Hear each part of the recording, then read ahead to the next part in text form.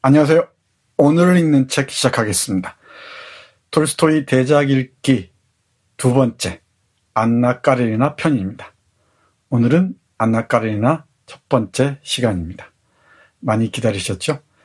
전쟁과 평화를 10번에 걸쳐서 읽었는데 안나 까레니나는 몇 차례로 나눠서 할지 고민스럽습니다. 전쟁과 평화와 안나 까레니나는 전혀 다른 작품입니다. 전쟁과 평화가 정의할 수 없는 어떤 러시아적 장르 또는 톨스토이적 장르라면은 안나 까레니나는 톨스토이의 거의 유일한 최고의 장편 소설이라고 할 수가 있습니다. 기존의 이 장르 규정과는 조금 거리가 있어 보이죠. 자, 오늘부터 이 몇 차례에 걸쳐서 안나 까레니나 읽어가기로 하겠습니다. 이 기차와 안나 까레니나 대단히 인상적인 장면이죠. 네, 본격적으로 시작하겠습니다. 안나 까레니나 구성부터 보죠. 톨스토이가 이렇게 얘기합니다. 안나 까레니나는 내가 처음으로 시도해본 장편 소설이다. 그리고 많은 비평가들이 얘기하죠. 안나 까레니나야말로 톨스토이의 진정한 장편 소설이다. 라고 말이죠. 이 작품은 1872년 1월 톨스토이의 영지 야스나야 폴라냐 기억나죠? 영지 근처에 실제로 있었던 사건을 모티프로 한 작품이라고 합니다. 야스나야 폴라냐, 톨스토이 영지 근처에 살던 어떤 지주가 젊은 안나라는 여성을 사랑했던 모양입니다. 그런데 이 안나라는 여성이 철도에서 자살을 했대요. 바로 그 자살한 모습을 톨스토이가 직접 보러 갔다고 하죠. 이 사건이 오랫동안 톨스토이의 머리에 남았던 것 같습니다. 그러다가 1875년에서 77년까지 잡지 루스키 베스트니크, 러시안 메신저라는 의미라고 합니다. 루스키 베스트니크의 연재합니다. 그리고 1878년에 단행본으로 간행하죠. 전쟁과 평화가 1869년에 간행됐으니까 약 9년 만이죠.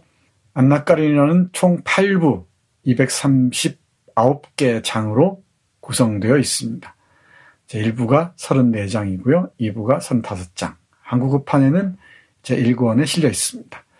제3부, 4부, 5부가 제2권에 실려 있고요. 6부, 7부, 8부가 3권에 실려 있는데 8부는 독특합니다. 우리 전쟁과 평화의 에필로그가 좀 독특했듯이 차근히 보도록 하겠습니다. 주요 인물을 보면은 안나 까레니나, 너무나 잘 알죠? 우리가 발음할 때 안나 까레리나라고 자꾸 하게 됩니다. 아마 발음의 규칙 때문에 그런 게 아닌가 싶은데 우리 익숙하죠? 안나 까레리나라고 니을이 앞에 올 때 니은을 연음하는 경우가 있잖아요. 그래서 그런지 안나 까레리나라고 발음하기 쉬운데 안나 까레니나라고 읽어야 정확하답니다. 안나가 있고요. 이 안나의 남편 까레닌이 있습니다. 잘 아시죠? 네, 페테르부르크에서 근무하는 고위공직자입니다. 브론스키가 있습니다. 안나의 연인입니다. 장교죠. 오블론스키, 자유주의자이자 바람둥이입니다. 미식가이기도 하죠. 그리고 오블론스키의 아내 돌리가 있습니다. 많이 힘들어하죠. 네, 바람둥이에다가 제멋대로 사는 남편 때문에. 그리고 레빈이라는 인물 주목해야 됩니다. 레빈은 톨스토이의 분신이라고 할 수 있습니다. 농민에 대한 톨스토이의 생각을 대변하는 인물입니다. 키티와 어려운 과정을 거쳐서 결혼하게 됩니다. 안나 까레니나는 크게 이 두 분으로 이루어져 있습니다. 하나는 안나와 브론스키의 파트가 있고요. 또 하나는 레빈의 파트가 있습니다. 이 안나 브론스키 장과 레빈의 장, 이 교차 서술되어 있는 형식을 취하고 있습니다. 주로 우리는 안나와 이 브론스키의 연애 또는 불륜에 초점을 맞추는데 이 레빈 쪽도 주목해서 봐야 됩니다. 그 균형 또는 그 갈등, 충돌도 주목해서 봐야 안나 까레니나를 온전하게 읽을 수 있을 것입니다.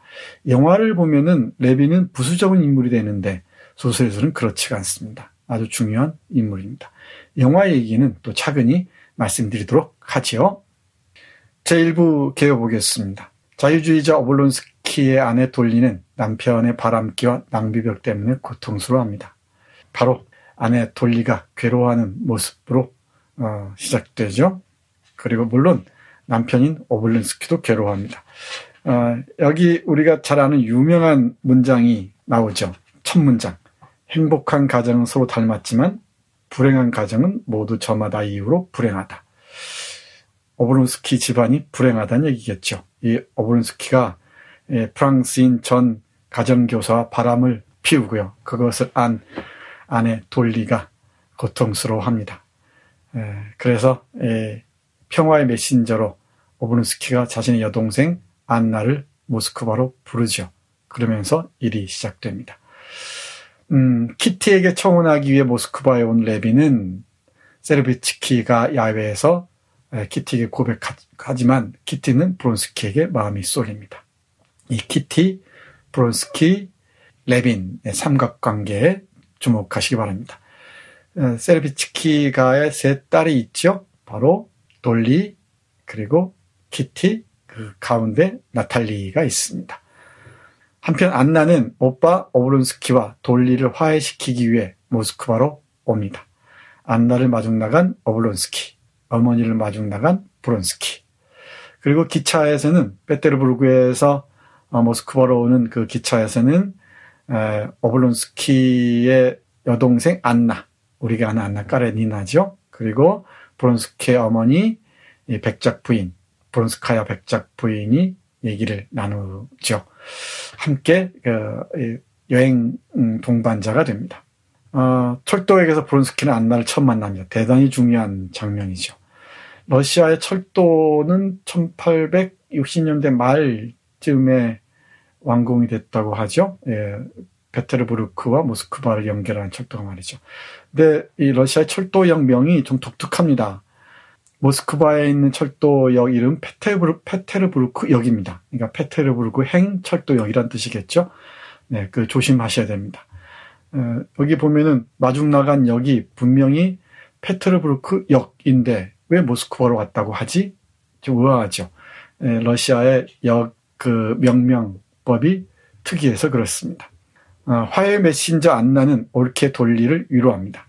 다음날 열린 무도회에서 키티와 안나와 브론스키가 만납니다. 키티와 안나와 브론스키. 역시 운명적이죠. 키티와 레빈과 브론스키도 운명적이고요. 이 삼각형을 잘 그려보셔야 됩니다. 키티에게 거절당한 레빈은 슬픔에 빠져 포크롭스코의 마을로 돌아오고 이곳이 바로 그 시골 영지입니다. 레빈이 있는 영지죠. 안나는 남편 까레닌이 있는 페테르부르크로 돌아옵니다. 브론스키도 안나를 따라 페테르부르크로 옵니다. 이게 제1부의 개요입니다. 오늘은 1부만 가볍게 워밍업처럼 할 텐데요. 1부가 대단히 중요합니다. 이 포석이 다 보이거든요. 이 포석을 잘 읽어내야 안나 까레니나 전체를 우리가 감당할 수가 있습니다. 한 문장 한 문장 하나 이 구성이 아주 치밀하다는 것을 다 읽고 나면은 알 수가 있습니다. 이런 소설들은 다 읽고 나서 적어도 초반부는 다시 읽을 필요가 있습니다. 그래야 이 소설이 얼마나 치밀하게 구성되어 있는지를 파악할 수가 있거든요. 1부에서 중요하게 언급할 얘기들이 많습니다만은 오늘은 안나와 이 브론스크의 만남에 초점을 맞추기로 하겠습니다. 그 대신 이런 점은 좀 주목해서 보시기 바랍니다. 향락주의자 오블론스키와 금욕주의자 레빈의 식사 장면이 대단히 중요합니다. 10장과 11장인데요. 제가 흥미진진하게 읽은 책이 있습니다. 이 로널드 르블랑이라는 사람이 쓴 음식과 성이라는 책입니다. 이 음식과 성인데 부제가 도스토옙스키와 톨스토이입니다.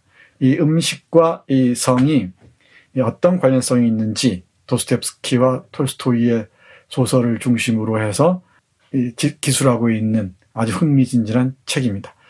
이 음식으로 이 성과 관련 지어서 이런 훌륭한 책을 쓰기도 하네요. 관련한 논문들과 책들이 많은 모양입니다. 바로 이 책에서 이 르블랑의 음식과 성이라는 책에서 바로 이 안나 까레니나의 그 제1부 10장에서 11장을 치밀하게 분석합니다. 아주 흥미진진합니다. 오블론스키의 그 먹는 모습, 그리고 이 금욕주의자 레빈의 그 태도, 반응 등등이 흥미진진한데요. 이 소설을 읽어도 10장, 11장 읽으면 그게 그대로 드러납니다. 이 인물을 어떻게 형상화하는지 잘 알 수 있는 지점입니다. 그리고 또 빠뜨릴 수 없는 부분이 동물원 스케이트장에서 만난 레빈과 키티, 그 스케이트장의 모습 장면도 주목해야 됩니다. 저 뒤에서 이제 경마장 장면을 집중적으로 제가 말씀드리겠습니다만은 세 번째나 네 번째 시간에 말씀드릴 예정인데요. 이 스케이트장에서 레빈과 키티 이 장면도 흥미롭습니다. 그리고 레빈과 그 형제들 코진 셰프, 니콜라이, 콘스탄틴, 우리가 주로 얘기하는 레빈은 콘스탄틴 레빈입니다.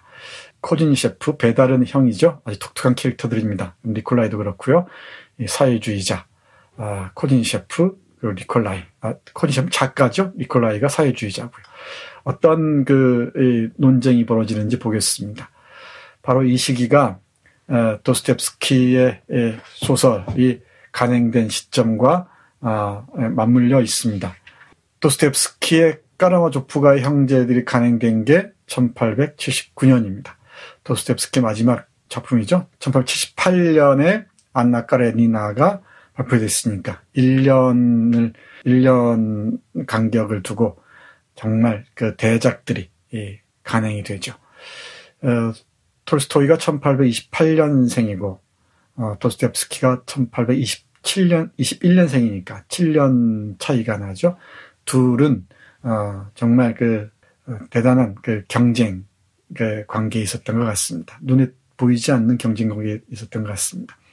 그리고 도스토옙스키의 이 작품들, 우리 까라마조프가의 형제들은 물론이고요. 그리고 악령 같은 작품들을 봐도 이 사상 대결들을 볼 수가 있죠. 특히 악령이 그렇습니다. 악령은 제가 말씀드렸듯이 언젠가 도스토옙스키 5대 장편을 소개할 때 얘기하겠습니다만 악령이 바로 그 19세기 후반 러시아의 사상계를 압축해 놓은 작품이라고 합니다. 그 단면을 레빈과 그 형제들의 모습에서 찾을 수가 있습니다. 이게 뒤에서 다시 말씀드리도록 하겠습니다. 자, 그러면 오늘은 제1부 중에서 안나와 브론스키의 만남에 집중하도록 하겠습니다. 철도에게 짧은 시선, 대단히 중요한 장면입니다. 톨스토이가 얼마나 소설을 잘 쓰는지 잘 보여주는 장면이죠.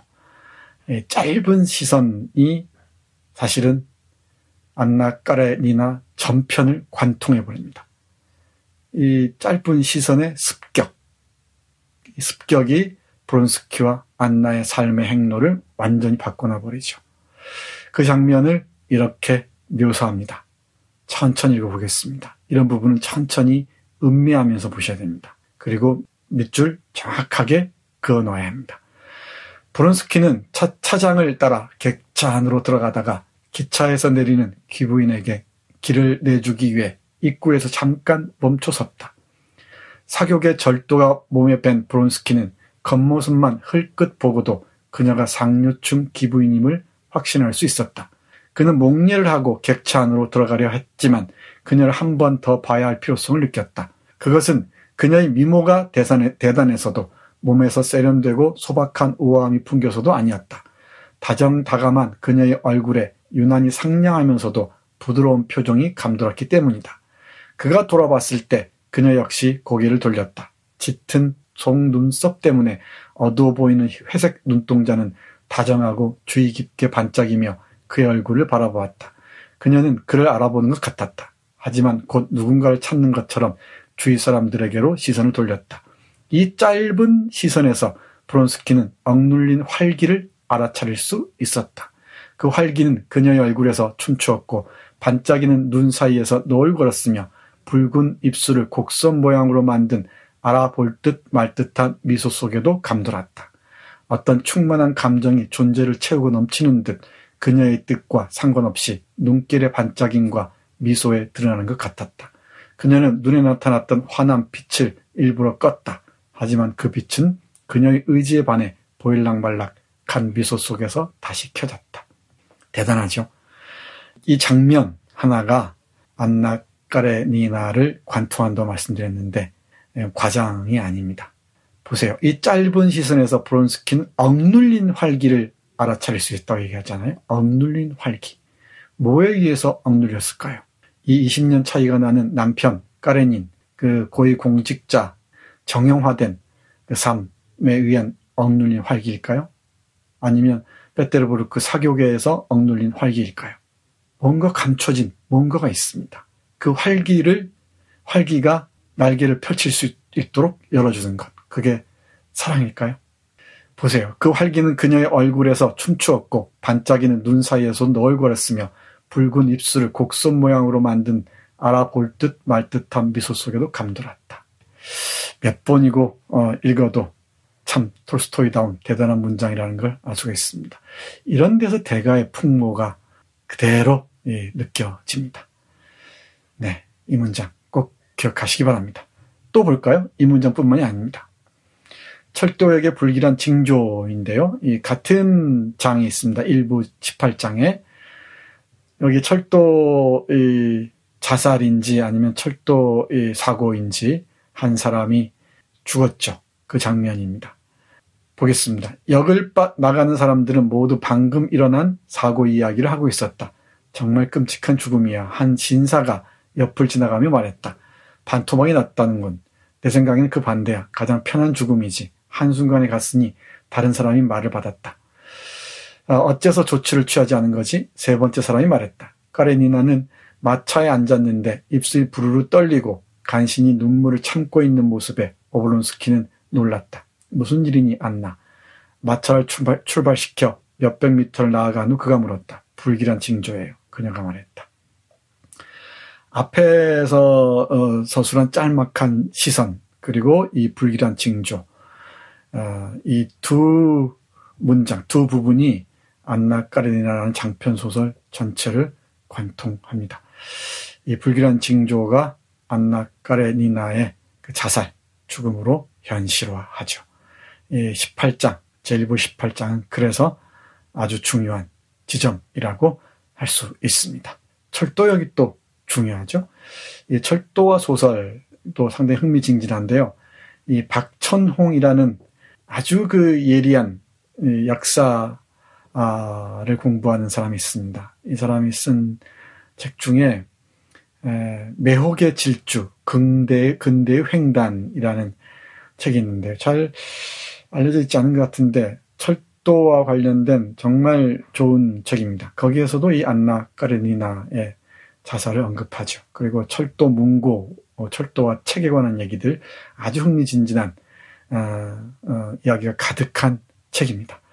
기회 닿으면 한번 보시죠. 박천홍이 쓴 매혹의 질주, 근대의 횡단. 아주 좋은 책입니다. 갑자기 떠올랐습니다. 그 다음 보겠습니다. 이제 안나는 모스크바에서 브론스키를 만났죠. 그리고 브론스키와 춤을 췄습니다. 브론스키에게 빠져들었습니다. 그런 모스크바를 뒤에 두고 이제 페테르부르크로 옵니다. 그런데 이 페테르부르크에 도착하자 마중 나온 남편 까레닌을 봅니다. 그러면서 하는 말. 저희의 귀는 왜 저렇게 생겼을까?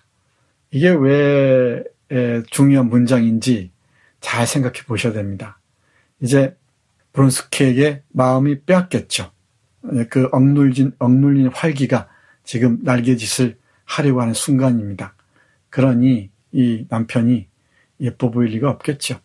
네, 그 심리를 이렇게 표현하는 것입니다. 이 심리 상태를 표현하는 이 문장들도 주목해야 됩니다. 이런 문장들이 아주 많습니다. 하나하나 헤아릴 수 없을 정도로 이 맛들을 여러분들이 보실 수 있어야 대작들을 제대로 헤쳐나갈 수가 있을 겁니다. 볼까요? 기차가 페테르부르크에서 멈추었다. 그녀가 내리자마자 발견한 것은 남편 얼굴이었다. 아, 맙소사. 저희의 귀는 왜 저렇게 생겼을까? 그의 차갑고 당당한 풍채, 그리고 특히 지금 그녀를 놀라게 한 귀, 귀연골을 보며 그녀는 생각했다. 그는 예의 조롱기 섞인 미소를 입술에 띠고 크고 지친 눈으로 안나를 똑바로 쳐다보며 다가왔다.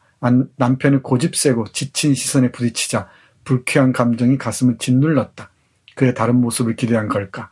그를 만났을 때 특히 자신에 대한 불만족스러운 감정에 그녀는 놀랐다. 그녀는 남편과의 관계에서 오래전부터 느꼈고 이제는 익숙해진 위선에 가까운 감정을 경험하곤 했다. 전에는 그 감정을 눈치채지 못했으나 이제 그녀는 분명하고 아프게 자각하는 것이었다. 왜 중요한지 아시겠죠? 모스크바에 내렸을 때의 안나, 그리고 페테르부르크에 내렸을 때 안나, 전혀 다른 인물이 되어 있죠. 이 장면들을 주목하셔야 됩니다. 왜 남편의 귀가 저렇게 못생겼을까? 이제는 그러면서 남편과의 관계에서 오래전부터 느꼈고 이제는 익숙해진 위선에 가까운 감정을 경험한다고 합니다. 그리고 이제는 그것을 분명하게 자각한다고 말하죠. 왜? 브론스키를 만났으니까. 브론스키의 시선에 갇혀있던 활기가 떨쳐나오기 시작했으니까. 이 몇 문장만 보는데도 안나 까르리나가 얼마나 훌륭한 작품인지 딱 감이 올 겁니다. 저만 그런가요? 네. 해서 천천히 꼼꼼히 이렇게 밑줄 그으시면서 읽으셔야 될 겁니다. 자, 그 다음 보겠습니다. 페테르부르크에서 만난 카렌스키를 두고 브론스키는 어떻게 말하는지. 이 안나는 저희의 귀는 왜 저렇게 생겼을까라고 얘기했잖아요. 이 브론스키는 어떻게 보는지 보겠습니다. 읽어보죠. 카레닌의 페테르부르크식 생기 있는 얼굴과 자신만만한 풍채, 둥근 모자와 약간 굽은 등을 보고 그의 존재를 깨달은 브론스키는 불쾌해졌다. 그것은 갈증에 괴로워하던 사람이 샘에 다다랐는데 가서 보니 개, 양 혹은 돼지가 물을 마셔 샘물을 흐려놓았음을 발견하고 느끼는 심정과 흡사했다. 골반 전체와 둔한 다리를 흔들며 걷는 카레닌의 걸음걸이가 특히 브론스키에게 혐오감을 주었다. 그는 그녀를 사랑할 권리가 자신에게만 있다고 굳게 믿었다. 그러나 안나는 여전히 변함이 없었다. 그녀의 안색은 여전히 활기 넘치고 브론스키의 마음을 흥분시키고 행복감으로 가득 채웠다. 그는 2등 칸에 있다가 달려온 독일인 하인에게 짐을 가져가라고 이르고 자신은 그녀에게 다가갔다. 그는 남편과 아내가 만나는 순간을 보고는 사랑에 빠진 사람의 예리함으로 그녀가 남편과 말할 때 약간 불편해한다는 점을 눈치챘다. 그래, 그녀는 남편을 사랑하지 않아. 그를 사랑할 수가 없어. 그는 스스로 판단했다. 이 브론스키의 심리 상태에도 주목해 볼 필요가 있습니다. 앞에서 얘기한 안나의 그 심리와 브론스키의 심리를 잘 따라가 보시죠. 이렇게 모스크바와 페테르부르크를 오가는 사이에 안나의 마음은 바뀌어 있습니다. 그리고 브론스키는 안나의 눈길에 꽂혀서 또는 자신의 눈길이 안나에게서 벗어나지 못해서 안나를 페테르부르크까지 따라오죠. 이 모스크바와 페테르부르크의 거리를 순간에 돌파해 버립니다. 사랑의 힘인가요? 아니면 사고인가요? 안정히 말씀드렸습니다만은 이런 사랑의 감정이란 사고처럼 다가오죠. 이 사고 전과 후의 존재는 전혀 달라질 수밖에 없습니다. 이 브론스키와 안나의 사랑이 어떻게 전개되는지 이제 앞으로 우리가 차근히 살펴봐야 합니다. 물론 레빈도 놓치면 안 됩니다. 한 문장 더 보겠습니다. 소설이 인물의 성격의 변화에 중요한 영향을 끼친다는 것, 또는 많은 인물들이 이 소설 속의 인물들을 모방한다는 것, 잘 알려진 사실입니다. 안나는 모스크바에서 페테르부르크로 오는 기차 안에서 영국 소설을 읽습니다. 어떤 작품인지는 확인하지 못했습니다만 이 영국 소설을 읽는 안나의 모습을 보시면은 이 안나가 어떤 소설의 인물들을 모방하는지, 그리고 이 소설 속의 인물에서 떨쳐나와서 자신이 이제 소설 속의 주인공이 되고자 하는지 잘 볼 수 있습니다. 이와 관련해서도 많은 좋은 글들이 나와 있을 터인데, 안나라는 소설 속의 인물이 또다시 영국 소설 속의 인물을 어떻게 모방하는가, 흥미진진한 테마들이죠. 전쟁과 평화에서도 영국 소설을 읽는 인물들이 나오죠. 소설을 읽는 소설 속의 인물들, 중요한 테마입니다. 그 욕망의 모방의 과정, 그리고 자신이 읽는 소설 속의 인물과 다른 삶을 살고자 하는 욕망은 어떻게 또 드러나는가, 이런 등등의 문제들을 우리는 고민해 볼 수가 있을 것 같습니다. 보시죠. 영국 소설을 읽는 안나. 안나는 책을 읽으며 이제는 이해는 했지만 독서가 즐겁지 않았다. 즉 책에 쓰인 타인의 삶을 따라가기가 즐겁지 않았다. 그녀는 자신의 삶을 살고 싶은 마음이 간절했다. 소설 주인공이 병자들을 돌보는 대목을 읽을 때면 병실을 살금살금 돌아다니고 싶어졌다. 의회 의원이 연설을 하는 대목을 읽을 때면 자신이 그 연설을 하고 싶어졌다. 메리가 말을 타고 사냥감을 쫓아가고 신우이를 놀리고 대담하게 행동함으로써 모두를 놀라게 하는 대목을 읽을 때면 그 일을 자신이 직접 하고 싶어졌다. 하지만 할 수 있는 일이 없었기에 그저 작은 손으로 매끄러운 종이 자르는 칼을 만지작거리며 독서에 집중하려 애썼다. 소설 주인공은 벌써 영국식 행복, 남작 지위와 영지를 얻어내기 시작했고 안나는 그와 함께 영지에 가고 싶었다. 그런데 문득 그녀는 그가 창피하게 생각해야 한다고, 그리고 그녀 자신도 마찬가지라고 느꼈다. 그렇지만 무엇 때문에 그가 창피해야 한다는 말인가? 브론스키 생각에 빠져 있습니다. 그러면서 왜 브론스키를 생각하는 게 창피해야 할 일인가? 라고 생각하는 것이죠. 그리고 이제 브론스키를 만난 이후, 그 브론스키의 눈빛에 그 꽂힌 이후, 그 사고를 경험한 이후, 이제 안나는 전혀 다른 존재가 되죠. 어쩌겠습니까? 두 분도 주목해서 봐야 할 것 같습니다. 이 소설 속의 인물이 아니고 자신이 이제 자신의 삶을 살고 싶다고 얘기하잖아요. 타인의 삶을 따라가기가 즐겁지 않았다고 얘기합니다. 지금까지는 그저 소설 속의 인물들을 따라가는 것으로 만족했는데 이제 자신이 내 인생의 주인공이 되고 싶다고 얘기합니다. 그것은 바로 브론스키와의 사랑을 얘기하는 것이겠죠. 영국 소설을 읽는 안나, 이 부분도 주목해 주셨으면 좋겠습니다. 네, 마무리하겠습니다. 안나 까레니나는 영화로 아주 많이 만들어졌죠. 러시아에서도 여러 차례 만들어진 걸 알고 있는데요. 제가 하나 소개해드리겠습니다만은 이 스틸 컷은 1967년 모스필름에서 만든 영화입니다. 바로 그 장면입니다. 어머니를 모시러 열차로 올라가던 이 브론스키가 길을 비켜주기 위해서 물러선 순간 이 안나를 보는 장면이죠. 그 짤막한 순간에 시선의 부딪힘, 이 부딪힘이 두 사람의 운명을 바꿔놓습니다.